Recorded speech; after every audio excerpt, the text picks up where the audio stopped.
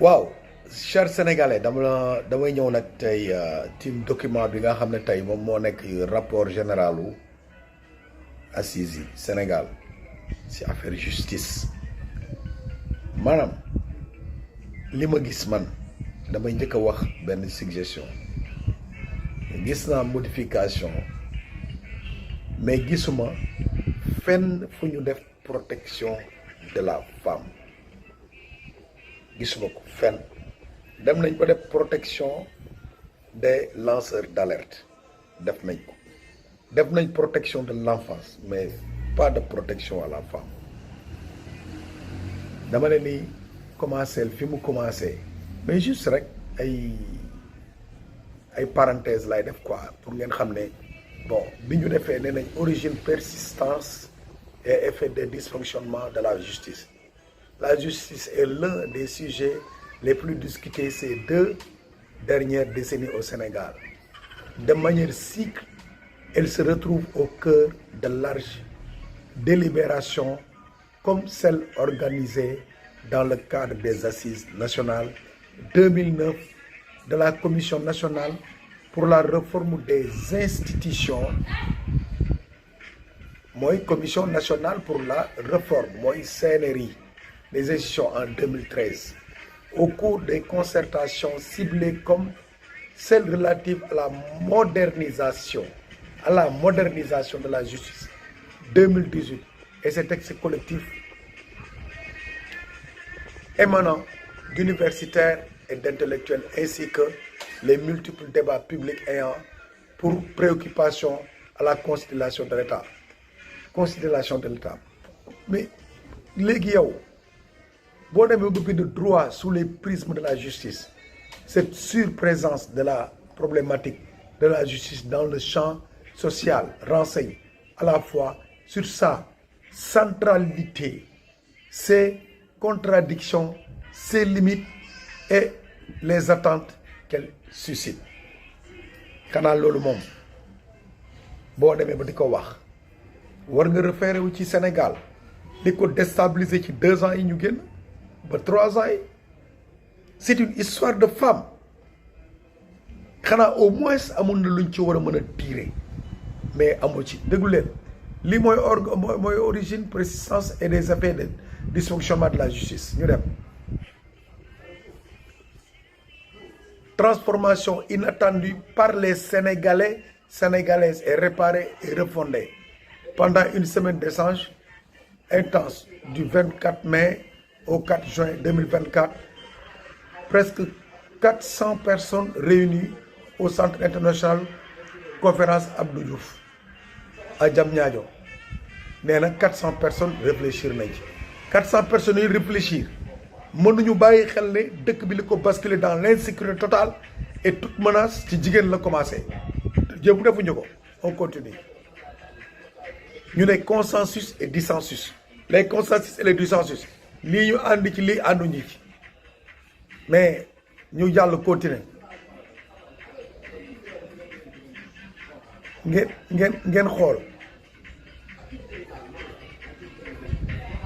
mais c'est triste quoi.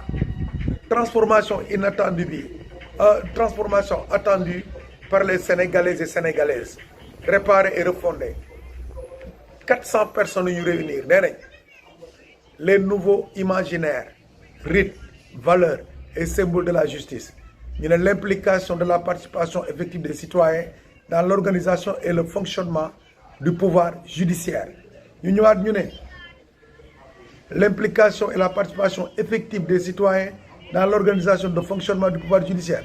La réforme des dispositions légales et réglementaires ainsi que des mécanismes institutionnels. xanaa nag Ousmane Sonko moom dina war a respecter les mécanismes institutionnels bu ñu ci waxee. La création d'institutions nouvelles comme la Cour constitutionnelle et la haute autorité de la justice. dégg ngeen au lieu de conseil constitutionnel mais suñuy ew dañuy andi lu ñuy wax la Cour constitutionnelle nga xam ne aussi day amaat la haute autorité de la justice. day am keneen ku nekk ci supérieur conseil constitutionnel ñu dem xool léegi cour constitutionnelle lay doon les investissements conséquents nécessaires pour une justice de qualité, personnel, infrastructure, allocation, budgétaire, formation, communication. Mais bataille, waxuñu sécurité, waxuñu ko ci. Justice de qualité, personnel, infrastructure, allocation, budgétaire, formation, communication et sécurité. Sécurité fu mu ne toutes les lois ne peuvent pas être exercées sans sécurité. Nous avons l'amélioration du statut et des conditions de travail des acteurs du système judiciaire. Nous avons l'amélioration substantielle de l'accessibilité, l'équité et du temps de la justice. Lolu mom baxna bu amé baxna. Un encadrement de régime de privation de liberté. Ah, bobu mom bobu xamna ñom ñooñu nonu ñu né un encadrement de régime de privation de liberté respectueux de la dignité humaine. Ki mom góor jigéen ñi ñoom seen dignité humaine danañ leen ko respecté kon fan la ñuy criminaliser góor jigéen kon assise yi amul fenn fuñ ci def benn téere lu jëm ci loolu ñu continuer ñu ne la protection de l'enfance def nañ ko defuñ protection de la femme ñu ne la protection des lanceurs d'alerte et des défenseurs des droits humains dégg nga ñu ne la prise en compte des spécificités et vulnérabilité, la nécessaire accélération de la transition numérique. Lolu mom artistes yi jog leen ngeen dem kaas li ñuy wax seen copie privée. Lolu mom ay droit la yoo xam ne bu ngeen jëmee dans la transition numérique di ngeen fa fekk seen autorisation copie privée ñu war ko valider. Tel leen def seen manifestation. La réduction des comptes et la lutte contre criminalité économique et financière. La criminalité économique, il se fait qu'il y ait une déclaration politique générale amul. Ça fait partie de la criminalité économique. Parce que là où on barre les investisseurs de venir investir et de budgétiser les ministériels, ça c'est des crises économiques et financières.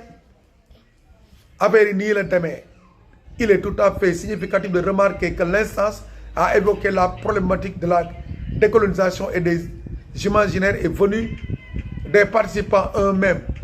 Deux des 4 sous-commissions en ont fait une entrée thématique de leur agenda de travail et une troisième a longuement libéré sur la question des valeurs et perceptions. Frappé. Un encadrement de régime de privation des libertés respectueux de liberté respectueux de la dignité humaine. Jigéen ñi moom kenn protégé wu leen leer na assise yi amul fenn fu mu wone protection de la femme.